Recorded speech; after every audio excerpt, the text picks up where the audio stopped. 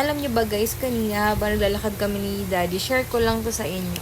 Sabi ko sa kanya, alam mo kahit na dineclare natin everything, like nagpa-baptize kami, na mas kinukwento ko yung faith namin, mga nangyari sa life namin, kung paano nag-work si God.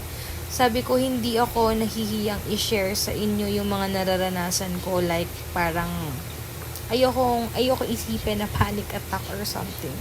Kasi dapat hindi naman talaga. Pero ito yung realidad ng buhay, guys. Grabe naman yung pinagdaanan ko and all. Pero ayoko siyang i-entertain at hindi ako nahiyang i-share sa inyo na i-judge ako or what sa mga nangyayari sa life namin. Kasi yun totoo. At hindi siya mahahadlang or hindi ko ikakahiya yung mga pinagdadaanan ko. At gusto ko makita rin nyo kung paano natin to malalagpasan. Kasi alam ko marami ring nagdadaan sa ganitong sitwasyon, lalo na ngayon, guys. So, sabi ko, kaya ako to sinishare kasi gusto ko mag-inspirasyon sa mga taong may silent battles dyan. And, baka makatulong yung mga taong nagdanas na nito, matulungan ako. Or matulungan ko rin yung mga taong may pinagdadaanan katulad ko. Yung ganun ba? Kasi wala naman talagang perfect na buhay. Yung mga tao lang naman na hindi nagsishare masyado ng kanilang buhay or something na malay mo, yun ang purpose nila is makapagpa-inspire ng tao na hiya lang sila. Kasi yun yung taong natatakot silang i-judge ng mundo. Kasi alam nyo guys, sabi ko nga kay Heinz, na yun ko na naintindihan yung confidence na sinasabi nila na kapag may confidence ka na alam mo si God yung backer mo, hindi ka mahihiya. As in, wala kang pakialam na i-judge ka ng mundo. Alam ko yung iba, hindi sila open i-share yung life nila. Pero syempre may tinitira naman ako sa sarili ko. Ang gusto ko lang talagang i-share yung alam ko mai-inspire kayo.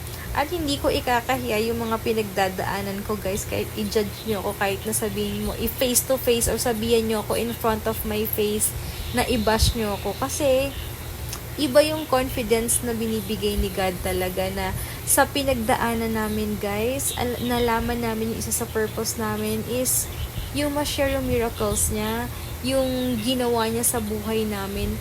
Wala na akong pake kung i-bash nyo ako or pagsabihan nyo ako ng kung ano-ano kung bakit nag-share ko pa to or what. Pero sobrang na-appreciate ko rin yung mga taong nag-PPM sa akin na nagpapasalamat kasi sinishare ko yung totoong nangyayari sa life ko na makaka-help din at nakikita na feel nila na hindi sila nag-iisa kasi like ako na pagdadaanan ko rin siya. Kaya nga sabi ko kay Heinz, alam mo dad, if ever man ako bigyan ako ng isang topic, kahit isang topic lang, isang word yan, kaya kong i-explain yan about God sa ginawa ni God sa lifetime, like yung about miracles, about confidence na binibigay or naririnig ko lang dati na parang with God magkakaroon ka ng confidence. Ngayon ko siya sobrang naintindihan. Basta bigyan mo lang ako ng word, kaya ko yun explain sa'yo at magkwento about God at kaya ko siyang i-explain sa mga experiences ko at kaya kitang bigyan ng advice for that. Parang ganun na yung nasa isip ko. Kaya sabi ko kay Daddy, kung ito yung way, yung social media natin, ito yung purpose natin, hindi about sa kung ano-ano man guys. Hindi ako may i-share yung buhay or yung life namin na makakapag-inspire sa inyo. Pero syempre, di man 100%. May mga bagay akong sinishare sa inyo na feeling ko na makakatulong yung mga hindi na sa akin lang yan, guys. Doon ako sa level na ganun, guys, ngayon. Hindi ko alam kung naiintindihan nyo ako, pero sa mga hindi nakakaintindi sa akin, for sure, maiintindihan nyo kapag nagdumanas kayo ng hindi ko wish na danasin nyo, but for sure guys, matututo tayo sa buhay, may intindihan nyo rin yung mga taong ganito. Kaya ngayon, gusto ko talaga yung mga nakakasama ko, yung talagang mas ahead talaga sa akin.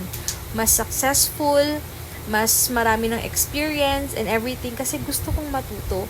Ang dami ko pang gustong matutunan. Sobrang willing ako talaga i-correct, willing akong mapagsabihan or kung ano man. Kasi ganun talaga yung pag gusto mo talaga mag-grow, magiging open ka talaga. As in, hindi ka magiging defensive pag may sinabi sa isang tao.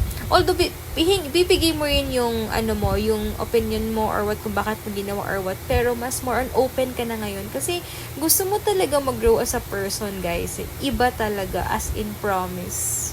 And hindi ako nahihiyang sabihin or yung mga na-experience ko na hindi ako nahihiyang sabihin na may pagkukulang naman talaga ako lately. Kasi yun naman yung totoo. Ayoko naman sabihin na, ay baka ganito blah blah. Hindi. Inaamin ko guys, nagkamali talaga ako last week na mas nangingibabaw yung fears ko and worries ko. Which is normal lang kasi very independent tayo eh. Pero ngayon, ang daming bagay talaga na pumapasok sa isip ko minsan. Pero sabi ko, shucks, hindi ko to kontrolado. Ayoko munang stressin. Ayoko masayang yung araw ko na ma-stress na lang. Ayoko magkasakit dahil may anak ako. Ayoko sobrang maapektuhan yung mental health ko dahil sa tama nga yung kaibigan kong si Ivy na sinabi niya na kailangan mong ayusin yung sarili mo kasi pag makikita ka ng anak mo na ganyan, baka mangyari rin sa anak mo. Parang ma-stress din siya yung anak mo. So, yun yung nasa isip ko. Kaya sobrang thankful ako sa mga tao sa paligid ko ngayon. Kaya ako nakikita yung mas bold yung sinasabi ko ngayon. Mas bold ako sa sarili ko. Mas straight to the point ako, guys. Hinubog talaga ako ng experience.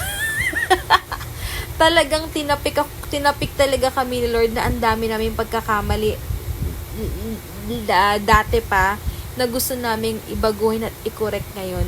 Promise guys, kapag nasa level ka na talagang sobrang alam mong tinapikan ni Lord na hindi mawawala ka ng hiya sa mga pinagdaanan mo at proud ka pa sa mga pagkakamali mo kasi dahil doon, ngayon, naging ganito tayo. So, kaya ngayon, kaya nung nasa kami, kaya yung isang interview namin, hindi ako humingi ng questions nila. On the spot talaga kung ano yung question nila. Sinagot ko lang kasi yun totoo. Kasi hindi ko na kailangan ng anything. So, yun. Kaya nung interview namin talaga, guys, as in, wala talagang, walang script yun. Sabi ko nga kay Hines, sige, isang pasadang pinabasa lang sa amin. Sabi ko dun hindi ko kalimutan ko yung name nung nag-interview sa amin. Sabi ko, sige, pabasa na lang, tapos sasagutin ko na lang. Hindi na ako on the spot natin. Kasi, kapag alam na sa isip mo lahat na confident ka rin at may confidence ka kasi na kaya mong sagutin, kaya guys eh. Kahit pagsalitaan ako, hingian ako ng opinion or kung ano man, feeling ko, kaya ko yung sarili ko dahil sa hinubog nga kami ng pagsubok. Ganun pala talaga. But, sobrang thankful ako sa lahat ng pagkakamali ko, sa lahat ng attitude ko before, sa lahat ng pinagdaanan namin. Proud ako, wala akong kinakahiya. Promise guys, kasi dahil doon, ganito ako ngayon at proud ako sa sarili ko. Thank you Lord. Kaya basta guys, lahat ng gusto kong i-share, pinagdadaanan ko, i-share ko sa inyo. Sabi ko nga kay Hines, kung ito yung gusto ni Lord na way namin para makapag-inspire, makatulong in a simple way, guys, na alam niyo na kahit paano ma-inspire kayo, ma-bless kayo or kung ano man, gagawin namin. At hindi ako natatakot kasi alam ko rin na confident din ako na may taong mga nandiyan dyan para i-correct kami kung may pagkakamali man ako. For sure, magkakamali ako minsan, baka hindi na ako aware sobra rin sinasabi ko. But, willing ako, open ako for that kasi gusto ko mag-grow. Hindi ako ma-offend, hindi tayo agad friendship over kapag kinorek mo ko. Pero alam ko naman yung bash na medyo alam ko rin yung mga tao nag-aantay lang ng mali sa akin. Alam ko yan. At alam ko naman yung mga taong talagang totoong concern sa'yo.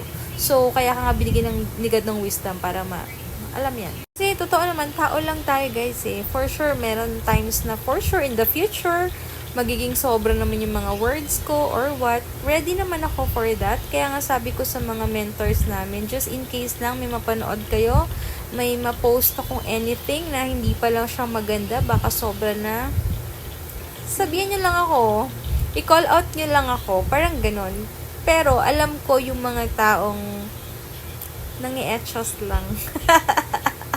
Promise guys, simulan na baptize kami, sabi nga ni Hines, pansin mo, nung time na nabaptize tayo, parang mas lumalim yung mga nakikita mo, grabe yung energy, nasisense mo yung mga tao, yung energy nila sa'yo, hindi mo fake eh.